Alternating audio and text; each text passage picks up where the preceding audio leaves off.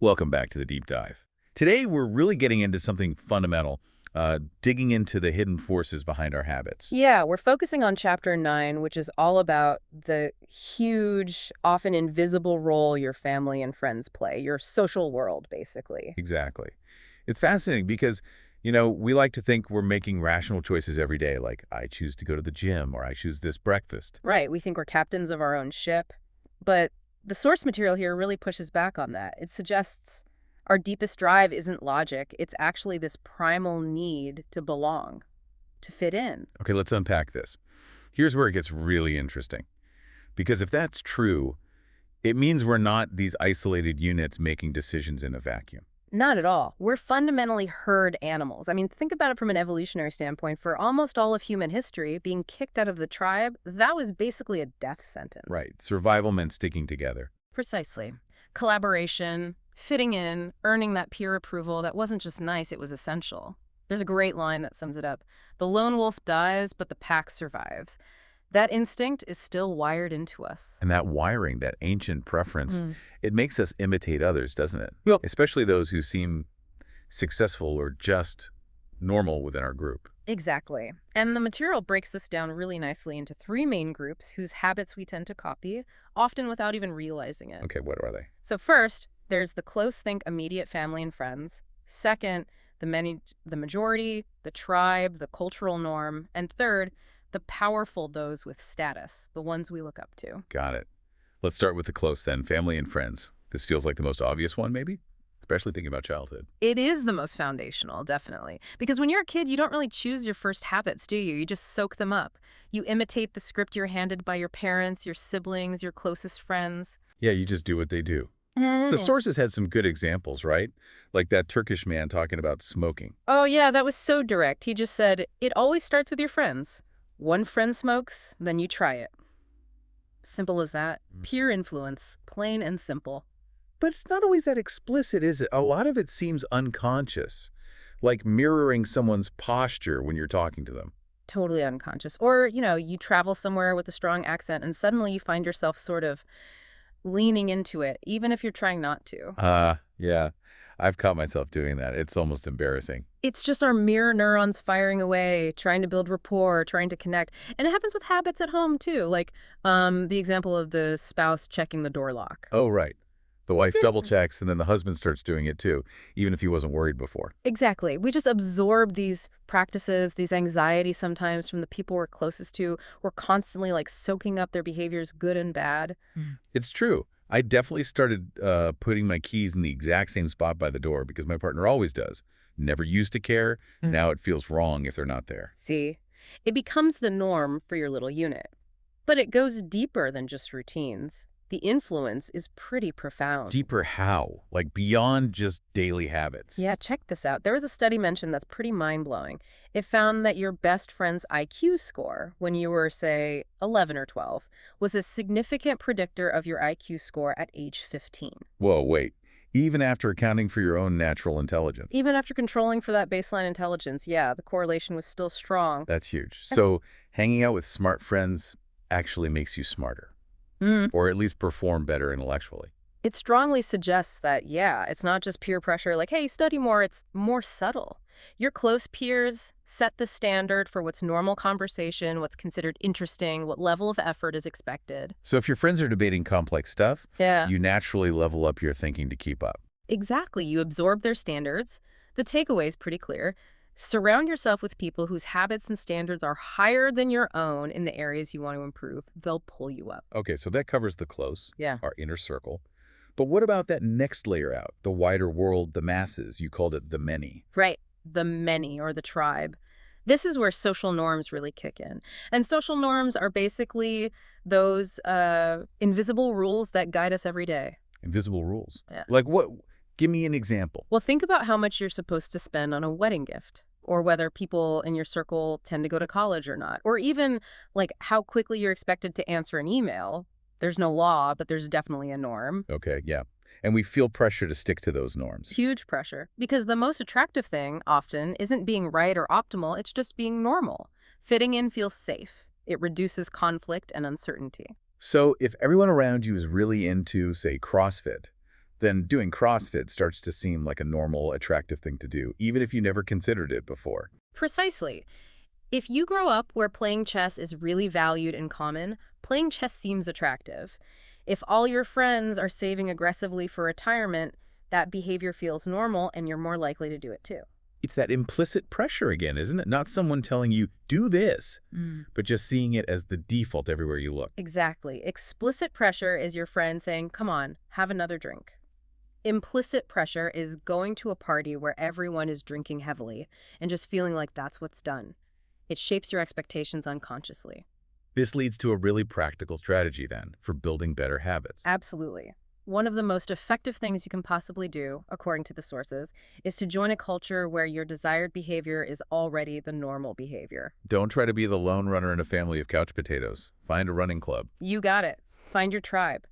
When you see people like you succeeding at the thing you want to do day in and day out, it makes it seem achievable. You sort of rise together, you borrow their collective belief and motivation. Okay, that makes a ton of sense. Embed yourself where the habit is just normal. Yeah. But I think the material mentioned taking this even one step further, an optimization strategy. Yeah, this is the advanced move. It's not just joining a culture where the behavior is normal, but joining one where, number one, the desired behavior is normal, and number two, you already have something else in common with the group. Something in common. Yeah. Why does that extra layer matter? It reduces what we can call social friction. That's the feeling of being an outsider, the effort it takes to fit into a group where you don't initially feel you belong. If you share some common ground already, that friction is lower. Okay. Like the nerd fitness example they used. Exactly. That's a perfect illustration. Steve Comm built a community specifically for nerds, misfits, and mutants who want to get fit. A lot of those folks might feel intimidated or out of place in a typical gym environment. Right, the jock culture or whatever. Yeah. But if you join Nerd Fitness and you're all bonding over your love of Star Wars or video games while also getting fit, suddenly the fitness part feels less daunting. It feels like something people like me actually do. You've lowered the social barrier to entry so you can focus on the actual habit. Makes sense. It neutralizes that social threat of change. But there's a flip side to all this conformity, a pretty significant downside. Okay, what's up? It's sometimes called the chimpanzee paradox, based on a study. Researchers observed a chimp that had learned a really effective way to crack nuts in its original group, a superior method. Okay. Then this chimp moved to a new group where they used a much less effective nut-cracking method. And guess what the newcomer did? Let me guess. It adopted the worst method just to fit in. Bingo. It actively avoided using the better technique it already knew just to blend in with the new group. It chose conformity over efficiency. Wow. Choosing to be less successful just to not stick out, that's kind of depressing. It is, but it shows how powerful that drive to belong is. For humans, too, the reward of being accepted often outweighs the reward of being right, or finding a better way, or even achieving more objective success. We'd rather be wrong with a crowd than right by ourselves. Most of the time, anyway. Most of the time, yeah.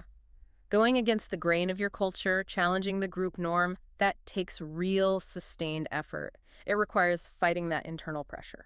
But surely sometimes breaking the norm is good. Innovation depends on it, right? Mm-hmm. When does nonconformity pay off? Good question. It can pay off massively, but usually after you've achieved some level of status or proven success.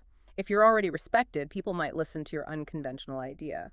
But if you're new or low status, going against the group is risky and exhausting. Compliance is often the easier path, at least initially. That really explains why leaving a group, even a negative one, can be so incredibly hard. The pull to stay is just immense. It really is. Which brings us neatly to that third group of influence, not just fitting in with the close or the many, but imitating the powerful. Right. Status, prestige, people we admire. Exactly. This drive is universal. Humans everywhere pursue power, prestige, status, whether it's job titles, awards, praise, respect, or just visible symbols of success. And the evolutionary reason is pretty clear. Higher status historically meant better resources, more safety, better mating opportunities, all that. Yep. Less worry about basic survival. So the core motivation is still there. If a behavior seems like it could lead to approval, respect, praise, if it's associated with high-status people, we find that behavior attractive. Okay, but how does that work when we often don't personally know the powerful people we might imitate, like CEOs or famous athletes? We learn vicariously. We watch people who are successful, influential, or admired, and we subconsciously, or sometimes consciously, adopt the habits we perceive them to have. We connect the habit to their success. Can you give an example? Sure. Think about a famous entrepreneur who constantly posts about their 5 a.m. workouts and ice baths. That habit becomes attractive, not because ice baths are inherently fun for most people. Definitely not fun for me. Right. But it becomes attractive because you associate it with discipline, high performance, success. You adopt the habit because it signals those high-status traits. You're imitating the powerful. So we're copying the habit partly as a signal to maybe gain some of that status ourselves. Often, yes, it's a form of social signaling. Same goes for things like minimalist office design, if that's trendy among tech CEOs, or using certain jargon, or even responding to email super quickly. If successful people do it, it becomes an attractive standard. Even if that standard, like instant email replies, creates more stress. Even then, because the perceived link to high status makes the behavior seem desirable. Okay, so pulling it all together, we imitate the clothes for belonging, the many for normalcy and fitting in, and the powerful for status and aspiration. That's a pretty comprehensive picture of social influence on habits. It really covers the bases. And the big takeaway for anyone listening is that you need to be really conscious about the social environments you're in. Audit them. Don't just try to fight your environment with willpower alone. Exactly. Leverage it. If you want a habit to stick, make it attractive by making it socially expected in your world. Choose your tribes wisely, the ones whose norms align with where you want to go. And that tribe doesn't have to be physical anymore, right? You can curate your online environment too. Yeah. Follow people. Join groups online that model the habits you want. That's a crucial point today. Use your social media feeds, newsletters, the podcasts you listen to, use them as cues to normalize your desired behaviors and raise your own standards. Fantastic. A lot to think about there. So before we wrap up, what's that final provocative thought for our listeners? Okay, here it is. When you set a new goal for yourself, maybe a challenging new habit, ask yourself this honestly. Is the reward I expect to get from achieving this goal genuinely greater than the internal pressure I feel to just comply with the norms of my current group? Is the prize bigger than the pull to stay the same and fit in? Precisely. Because if the answer is no, or even maybe not, then the problem might not be your motivation. The problem might be your environment. You might need to change the tribe before you can realistically change the habit. Powerful stuff. Yeah. So take a look around. Who are the people influencing your habits, consciously or unconsciously? You might be surprised just how much of your daily routine wasn't really chosen, but inherited. Absolutely. Keep digging into those details. Until next time.